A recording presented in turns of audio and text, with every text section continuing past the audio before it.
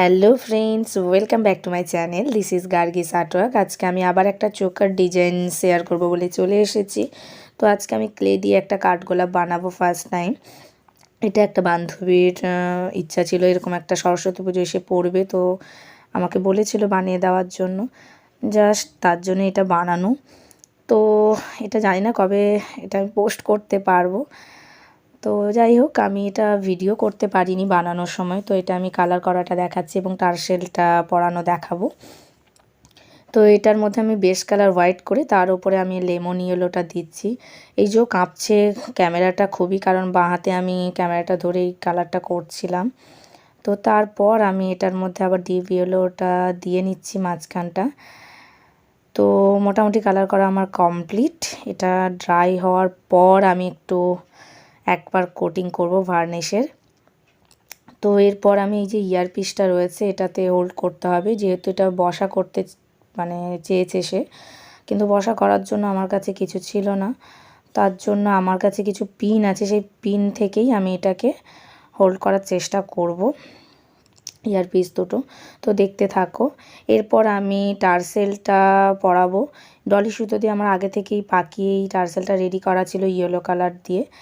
তো এরপর আমি হোয়াইট আর ইয়েলোর দুটো কটন বল আর মাঝে যে বিডসটা নিয়েছি এটা আমার কাছে ছিল না কাঠের, যার জন্য আমি ক্লে দিয়ে আগে থেকে বানিয়ে রেখেছিলাম এবং কাঠের কালারের এই কালারটা আমি করেও রেখেছিলাম, যার জন্য মনেই হচ্ছে না এটা ক্লে দিয়ে বানানো হয়তো। যাই হোক, তোমরা শেষ পর্যন্ত দেখে কমেন্ট করে প্লিজ জানিও কেমন লাগছে। তো এরপর আমি এটাকে সুতো দিয়ে ভালোভাবে আমি এটাকে সিকিউর করব। তো কটন বলের মধ্যে দিয়ে বারবার এটাকে গলিয়ে নিয়ে একবার থ্রেডসের মধ্যে, ডলি সুতোর মধ্যে এবং যেখানে ছিদ্র করা আছে দুই পাশ বরাবর সেই জায়গা দুটোতে আমি বেঁধে নেবো ভালোভাবে। তো সব শেষে আবার ডেনড্রাইটও লাগিয়ে দিচ্ছি যাতে না খুলে যায় আর কি। তো এরপর আমি দুদিকটা এইভাবে করে নিচ্ছি। তো আমার কমপ্লিট। তো টার্সেলের শেষ পোর্শনটা আমি করি আর কটন বল দিয়ে করব। যে ছবিটা পাঠিয়েছিল তাতে এইরকমই করা ছিল।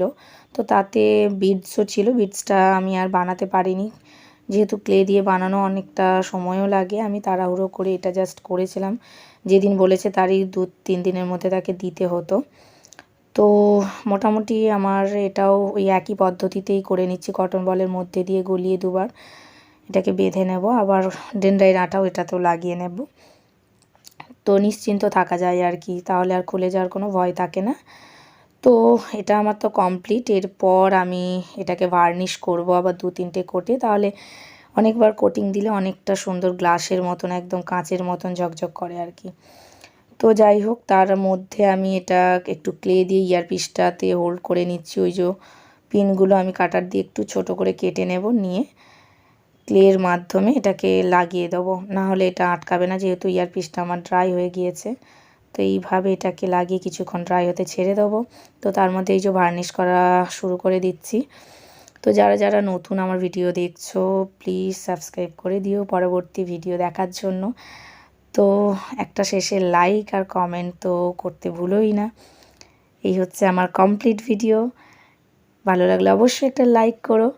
দেখা হচ্ছে next video. Tata, bye bye, till দেন।